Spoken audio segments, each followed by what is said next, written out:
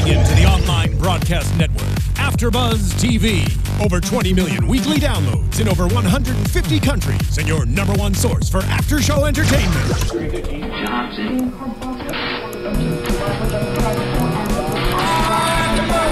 AFTERBUZZ TV, the destination for TV superfans, producing after-shows for over 300 of your favorite TV shows, interviewing celebrities and showrunners, and bringing you behind-the-scenes exclusives. All thanks to E! Entertainment's Maria Menounos, producer Kevin Undergaro, and internet leader Akamai. Now, let the buzz begin! Don't know what he's after, but he's so beautiful. He's such a Some lyrical dancing up in here. It's a beautiful disaster here at AFTERBUZZ TV. What's up, Face Off fans? We're bringing you another Face Off after show here at AFTERBUZZ TV. We're doing season 7, episode 12. I'm your host, Danica Kennedy, and joining me is... Hey, I'm Aaron. This is such a lovely song, isn't it? It's a beautiful disaster. I feel so zen right now. You get it, girl. Kelly Clarkson. Big fans right here. So, mixture for the episode tonight. Disasters, natural disasters, mixed with fairies. Yes. A little complicated. It was like super complicated. When that like concept was thrown out, I was like, this sounds impossible. And I was also confused about why the World of Worlds thing was in there. And then I was like, oh, natural disaster. Plane crash. I know, that's the natural disaster that they chose as the example. Not so natural. Yeah, exactly. Once again, we cannot escape Universal Studios Hollywood. We'll never The escape. plane crash site from War of the Worlds was where they first brought the contestants to brainstorm their ideas, but they got to pick a natural disaster and then combine it with fairies. And of course, Sig and George were like, fairies? Yeah. Fairies, damn it. Sig's face right off the bat was just like pure disgust. He was just like, He hated the fairy idea, and he was the challenge winner. I know. And Isn't that his funny? makeup is always amazing, and he's always in the top, but he's never the winner. And I can't believe he got it on the fairy one of everything when he's known for doing the monster ghoul kind of crazy stuff. You know what's crazy to me is that like thinking back, like when you said like, oh, that's the first one that he's won, I was like, oh my goodness. Like I thought for some reason he won for all of them. Like I was surprised too. They said it in this episode. He's like, yeah, I'm always in the top, but never #1. Oh man. Maybe this time, but it was Maybe his time. he will be #1 in the end, though. We'll just have to wait and see. I don't know. I'm hoping. Dina's coming in. Dina and Sig are definitely I know. my faves right now. Oh, and then, well, yeah, Dina and Sig are definitely my faves, but I find it so funny that George, I almost thought George was going to have just a train wreck of a makeup showcase going on. I thought so, too. He really pulled it together. My favorites this week were definitely Sig, Dina, and George. I thought they accomplished what they were asking. Mm-hmm. They still made them look beautiful and disastrous, whereas the other ones, they didn't have that beautiful fairy look to them. They didn't even really look like fairies to me. Yeah, it was pretty awful. Sig's was so, like, badass in the way he made it, too. It seems like a character, like, a combination between, like, Elsa and, like, a superhero kind of thing. Like an ice queen. I don't know. I just thought he did such a good job at making it beautiful, soft, and harsh at the same time. Yeah, he really did. And honestly, I mean, the one thing that stuck out to me the most and which kind of just centered the whole piece and then made me appreciate it more was the wings. Yes. The wings were the absolute best part of that whole makeup. And it wasn't even the makeup. It was just like, vacuum press something with a blowtorch. with the blow, what is the it? blow dryer. And he was just like, zzz, I kind of just want to How make wings creative. now. I know. That's the crazy thing. Creative, Sig with his vacuum form plastic blow drying, and then Dina with her like chocolate syrup. I know, the cake decorator whips out the chocolate with the cornstarch to make the drippy mud. I loved it. But They're all so creative. going back to Sig, yeah, what they even said it, the pinks and the blues, like in all that makeup that he did, like just like brought out the whole ice aspect of it all. Her hair, just it being natural and just flowing down and having a little bit of frostbite on the tips, on the roots, was fantastic. I thought it was It all... was really beautiful. Yeah. Same with Dina's. Like, when you look at those makeups, you're like, wow, that is just breathtaking. You know what? I did really like Dina's. I did. I thought it was very, very beautiful. But for some reason, the face bothered me. I don't know why. Like the blues in it. I mean, her eyelashes were gorgeous. She was The blues were really intense. Yeah, they were just really. But I mean, it just worked well with the overall picture of it. It but made like, it pop. But like, if I'm being, yeah, it did. But if I'm being like nitpicky, that's the reason why I would go with Sig, because for some reason I just didn't like the blues in the face. That's me being like nitpicking really bad. And speaking of nitpicking, we love when you guys reach out to us on Twitter. Absolutely love it. But we got some tweets this week about, you know, these artists only have a certain amount of time. You have to think of, you know, the amount of time they're given, and you can't be too harsh on them. We know how hard it is to get on this show, and you have to be so amazing to be on it, and we recognize that. We're being so over the top picky on this after show, going on, and we just want to clarify that. We don't like think they're horrible makeup artists or anything. We're just giving our reviews. Not at all. But you know, and it's kind tough of criticism. It is. It's a tough thing because they have so much time, and probably when they're actually working on a production, it's going to be, you know, maybe even a little bit more time. But honestly, I feel like if they're actually working on a legit production, changes are going to come all the time. And so that's what's the thing about this show, is that these people have to compete consistently on a weekly basis within that small time frame to really weed out, you know, everybody else. And I mean, and the end of it, it does come down, we've talked about this before, just one little mistake can really just screw them over. Same with on the movies, though. Like, I know we're harsh on this show, but if you're on a production and the costumer gives a bad costume to you, or you only have a certain amount of time to make an eyeball fall out of someone's head and you have to figure out how to make the eyeball in the next 30 minutes, you know, that stuff happens. So it's realistic for the jobs that they're taking in this industry. Yeah, it is. But the thing, and you know, it definitely, I agree with you so much. And just kind of jumping on that and continuing is, George had something that didn't work so well and probably would have happened in real life, but instead he went with it. Like, he got the advice from the model, but still he added that crack in the lip, which is something that you would have to do in the real world. I love when that model, Megan, is on the show, because I've worked with her before, like on some random gigs in the past. I'm like, yeah, Megan, because she's like, why don't you just add another crack there? Yeah. And that made the makeup. They didn't notice anything wrong with it. They didn't even point it out. None of the judges said anything about the face being messed up. Yeah, which I love. They didn't even talk about it. So he just totally covered it up, and then it was allowed them to focus on the beautiful arm work. Because if he had tried to repair it, they would have noticed it. The arm was so cool. It looked like a hatching dinosaur egg, kind of, to me. I loved the like green light up string that he added. That looked like the nervous system, kind of. That's what it was. I was kind of wondering what it was. I was like, that's just kind of weird. Like I felt like it was radiation. She was like a supercharged fairy. But yeah, it looked really, really cool, the whole effect. At first, when his model came out, I was a little bit mad, because in the sketch, he was talking about how he was going to fill the cracks with hot lava and do the earth tones with the red. And then when she came out and was all bright green and Dina's was all bright blue, not all, it was just the contacts and a little paint, but just those very vibrantly unnatural colors, it kind of alarmed me, but it really worked out. The bright greens, it made it look more like, I don't know, natural. Yeah, it really did. And like how Lois Burrow was saying that they look like a character, his character looked like one from Legend. I believe that Legend's that one Tom Cruise movie with that giant devil with the horns and the weird fairies. They were like, that's something. I don't know. It was a weird movie, but yeah, but then when she mentioned that, all the fairies, like the fairy face did look exactly like those ones in that 80s movie. He did such a great job with the face, too. It wasn't over-the-top cartoonish. Yeah. It wasn't, and the perfect little point in the nose. The little tiny bit of the nose pointing up and a little bit of the chin. It wasn't, like, taking over. You know what, though? I still do wish that he would have went with the lava thing instead of having, oh, my God, the Mackenzie, the Westmores, the Mackenzies. The Westmores going ahead and, like, scaring him away from that idea. I felt like it wouldn't have looked like blood if he had painted it correctly, you know, or done his... Sometimes when they give them advice, I'm like, ugh, just do what you're going to do anyways. Exactly. Like, don't listen to the teacher. And you know who did that? Sig. Remember when Mr. Westmore was like, oh, I don't know if you... And he was like, yeah, I know. It was for the Dark Waters one. Oh, yeah. Well, he had his nightmare vision just in his mind. From the start.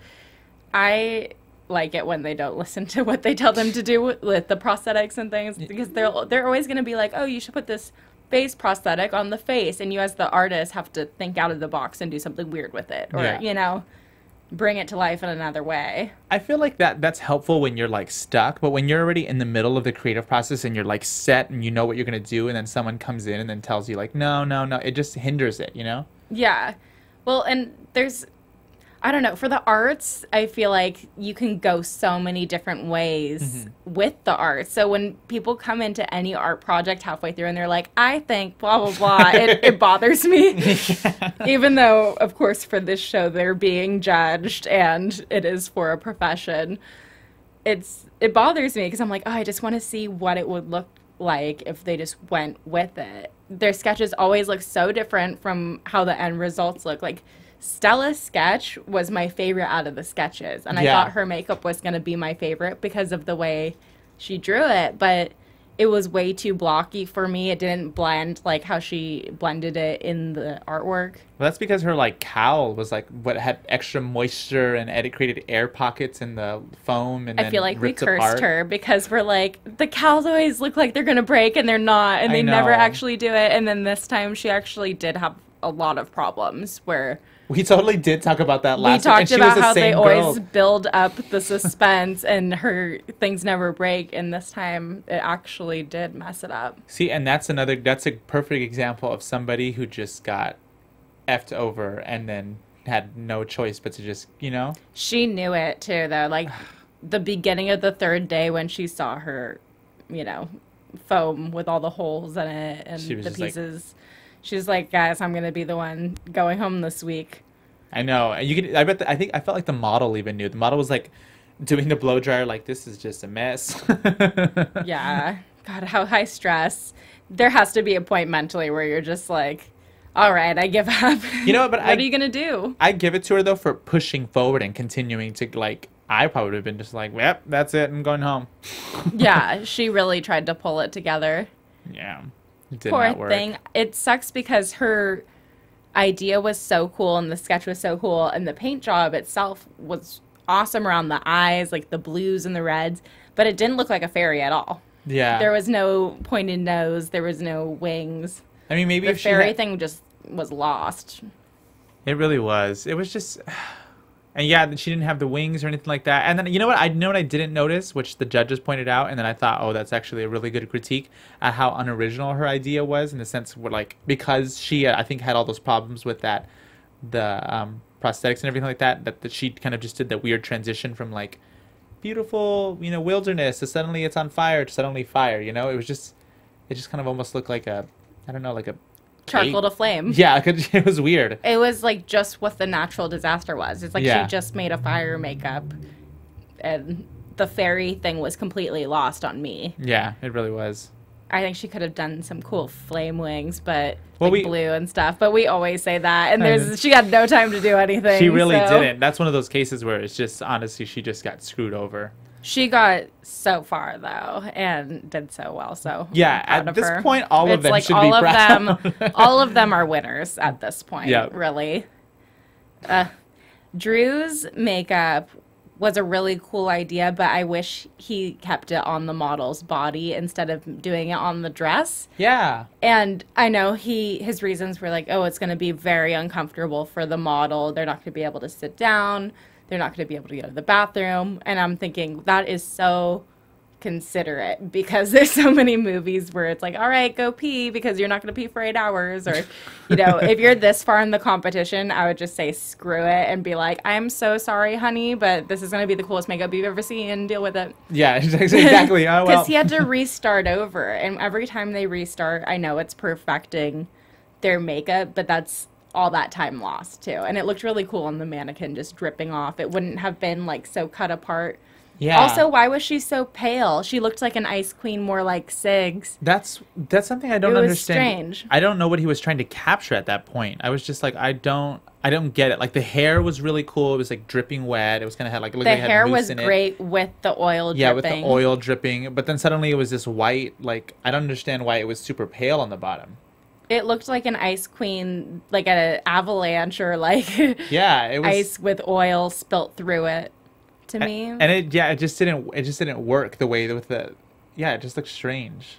I would have And then done the the weird- makeup more tan colored, like dirt colored or something Yeah, through it. that's Maybe he just wanted it to stand out. Yeah, and he could have easily did that, and then maybe with that dress, since it was kind of that mesh material, make it a dirtier brown so it looks very ratty and gritty, and then that probably all would have been fantastic. And then like Neville said, sorry, not Neville. Is it Neville? Black hair. Why can't I remember Neil? I was like, It's Neil and Neville. Yeah, that's, anyways. But I really wish like that he would have had it dripping somewhere on the face, you know? He brought it up how he thought that it should drip out of the mouth down the neck. I think that would be really cool. None of the judges said anything about her being pale though, and I thought that was interesting because that was my immediate thought is why does she look like an ice queen more than Sigs when they were making the pieces? Yeah, I agree. It was like the Ice Queen suddenly was just dripped oil all over her, and then it was like, okay. And he knew the face prosthetic was just not working out. Well, I mean, yeah, like that wasn't working out, and then it was like the colors, and then the dress, and then... I always think of oil spills being like dirtier, like some seaweed and some, I don't know, whenever you see animals get out of the oil spills, they're just covered in mud and dirt.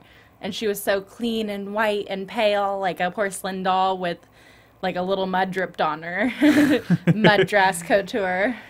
I almost wonder how it would have looked if they had just almost tried to entirely drip her, and so it looked like she was a fairy trying to get away. But maybe that concept would have been too literal and not creative enough, you know?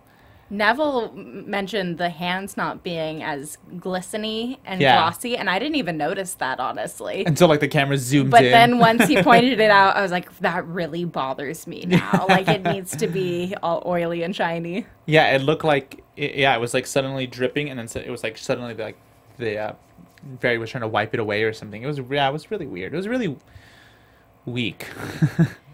A lot of their things were cracking to this episode. Mm-hmm. It's funny because the big disasters, a lot of them are earthquakes or tsunamis, things caused by cracks, and all their makeup pieces were cracking. Or, I mean, there were a lot of obstacles this episode, except for Sig, who was the one that was fairies. Like, I don't want to do the fairy challenge.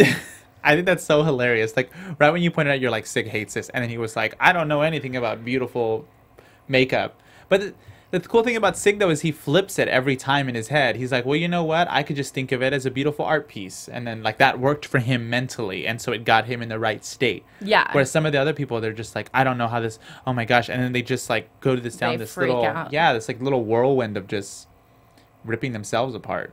This show makes me really stressed out when I watch it for them. I'm just like, oh, you can do it. Get it together. Calm down. It's not too bad. You know, oh my God.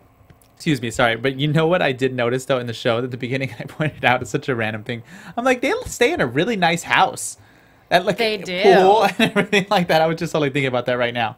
I wish they had a show that was just the house footage, because, you know, that would be so fun to watch with this cast.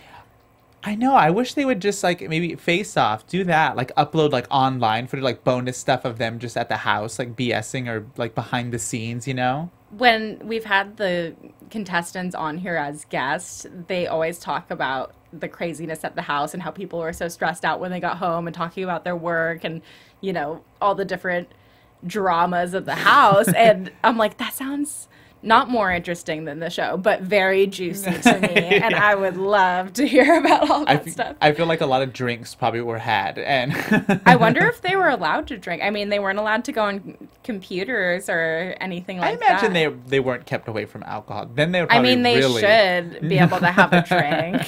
At least a glass of wine or something. Yeah, I Look think at they us. should. We're like outraged. I don't think we ever want to go on a show like this. There's not a lot of drink. Alcohol.